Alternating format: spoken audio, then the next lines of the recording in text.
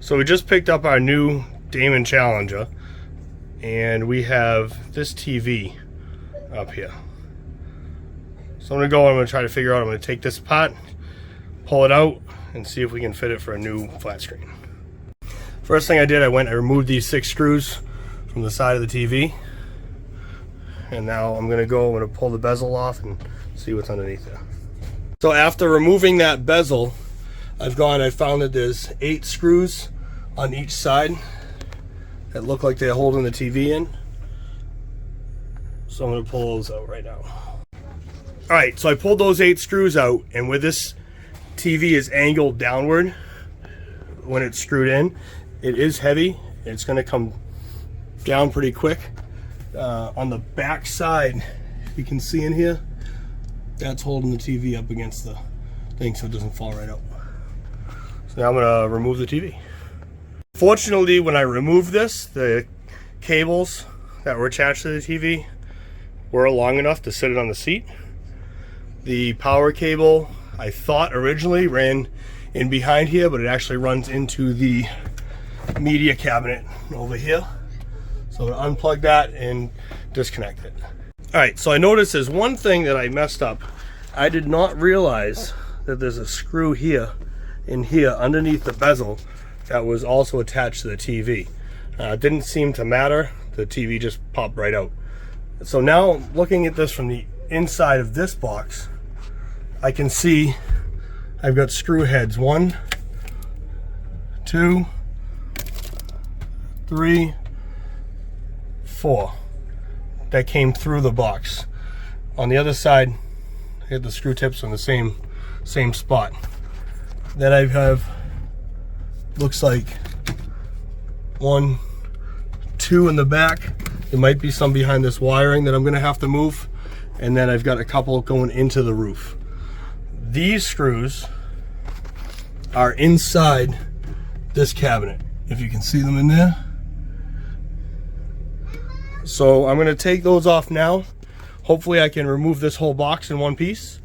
And then on this side, I'm going to have to move all of this DVD player, VCR, and that big switch box in order to get in there to unscrew that. So I got the box released, and it's moving around in here. If you can pull on it, it's moving around. But now I'm finding I've got these holes that come around here. So I'm gonna have to take these boxes out here. I believe this is phone. I don't really need that. Over here, I got these boxes that have to come out.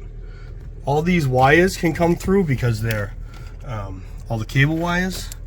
The one problem that I'm looking at that I'm definitely gonna have is that I have these coming through the box and going in up here. Looks like for the fan and the speaker, and then a couple of other things. I think what I'm going to do is I'm going to try to remove this from here.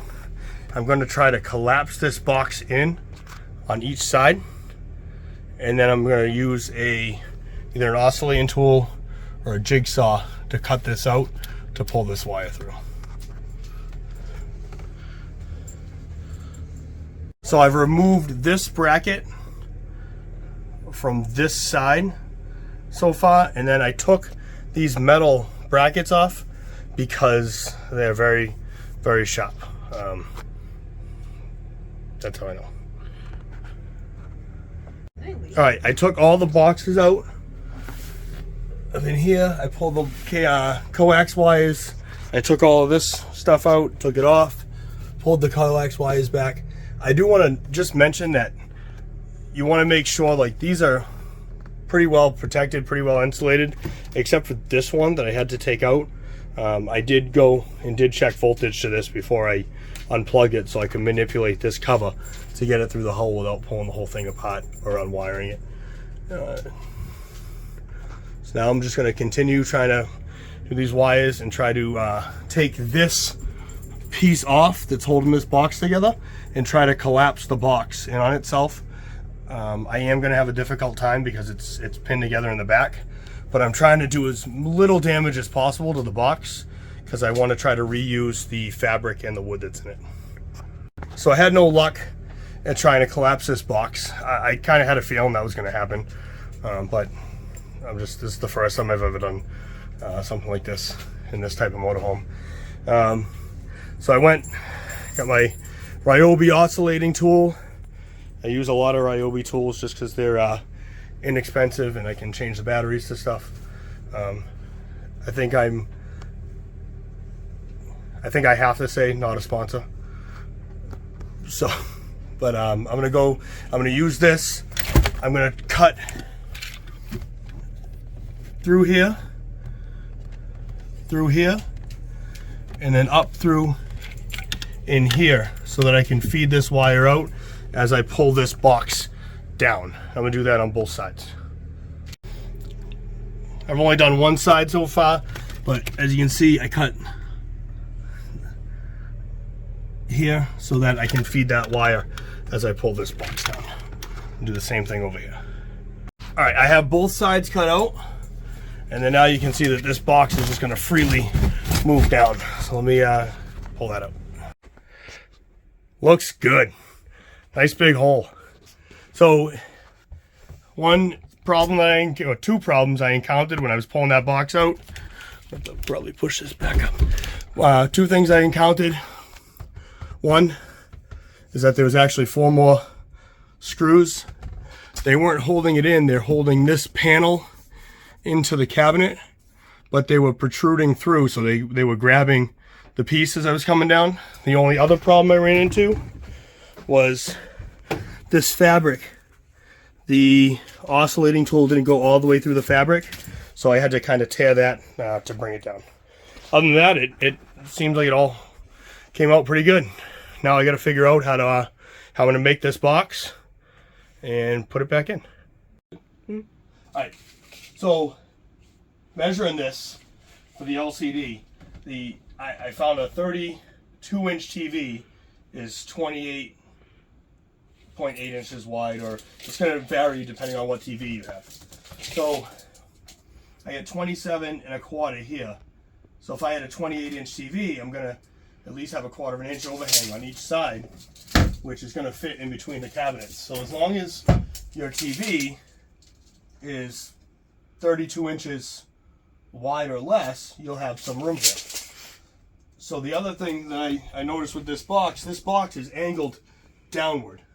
So because that box is angled downward, this being our bottom, this is angled up. So measuring from where the back stop of the box was out to the cabinet is 15.5 inches. Same on this side. And then measuring from here down is 16.25, but I want to overlap that a little bit. I want to overlap this coming out here a little bit just to give it a more finished look. So now when I come to this box, it's a weird shape, but from the rear corner to the front is my 15.75 inches. So what I'm going to do is I'm going to cut this at 16.5 straight across, and then if you look inside here, this panel goes over this panel. I'm going to take this leather piece off. I'm going to kick this in and then cut it flat after pulling the fabric off.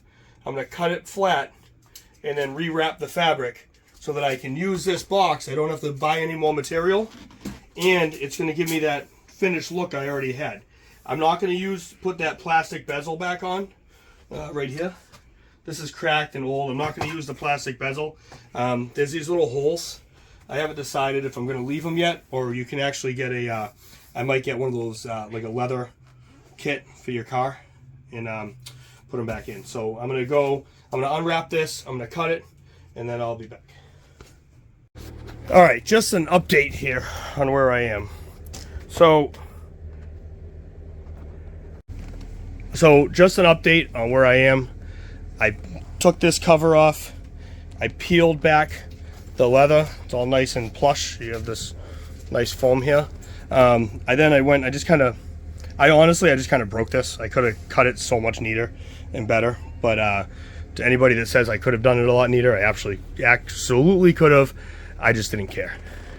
It's going to be behind, it's going to look good. So right now I'm going to cut along here to cut this excess off, and then I'm going to cut across the top to get my height. All right, right now this thing looks horrible. I got it cut, I got it fit. What I'm going to do now, I'm going to peel back this leather and refit it, restaple it, and then we're going to put it in. All right, so I have the box. I got the leather that I hacked and slashed and stapled in there. One thing I didn't mention earlier was these two wires are for my dome light down here. When I pulled the box down, that was something I should have disconnected first. I neglected to do that. But now I'm going to put this, I'm actually going to put a wood panel in here to mount the TV to and to hide everything inside. I'm going to measure that, I'm going to cut that, and we'll put it in. All right, I got my panel cut the same width as my box. I got the height was the same already, so I didn't have to cut that. And then now I've got my bracket mounted. So keep in mind that on your particular bracket that you use, you might have to raise or lower it. So I checked this out before I mounted the TV and found that I actually had to lower the bracket so that it would actually fit on. So I cut a hole in here for our electrical HDMI cords and everything. I should have gone inside the house, gotten a hole saw, but it's snowing out and I just really didn't want to walk all the way in the snow to go grab a hole saw. This is never going to be seen again, so it made more sense just to use the oscillating tool. Considering this is something that I'm planning as I go, and I had no plan initially, we can see now that it fits, it's in, but I have the problem where I cut these holes earlier. I'm going to need to cut those a little deeper for those wires that can't be removed, and I'm going to have to recut these holes here for the electrical to go through.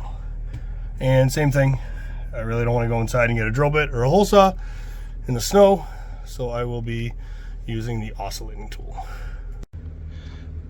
So I still have to cut these holes for the wires to go through right here, but I think it's coming along very well. So what I did was I just took my oscillating tool, I cut 2 notches for those, and then now I'm going to pull this out and I'm going to cut those two some spots for these two. Almost there. All right, I got my holes cut. I got the box in. I just got to screw it in, but that looks pretty original. Come around to this side. Looks like I gotta just tap it in a little bit more, but it's in there. It looks stock so far. So I'm gonna screw the box in. I'm gonna try to organize all these wires, and then we'll mount the TV. All right, I got all the wires back in. I got my electrical boxes back in place. I got a giant mess. And over here, what I did do was I added 2 HDMI cables to go to the new TV. I ran one over here and one onto this side for future use. And what I'm going to do is our front panel. I don't know if you remember at the beginning of the video, I was wondering what to do with these screw holes that I have. So what I'm actually going to do is I'm going to drop that panel in right in flush with this all the way around, and then use those existing holes to screw the panel in. All right, so we finished. And I think it came out really well. I still haven't plugged in all the other cables and stuff. The only thing I'm not happy about is that the mount that I got, you have to use these offsets. So it's sticking out a little farther than I'd like. And then I'm probably gonna trim these down here in the future. But I think it came out pretty good, pretty clean. And that's it. So I decided that I didn't like the mount that I had gone and put in here. So what I did was I actually got a low profile mount. So you can see now it's a lot closer. The other one stuck out about this far. And I think that looks a lot better.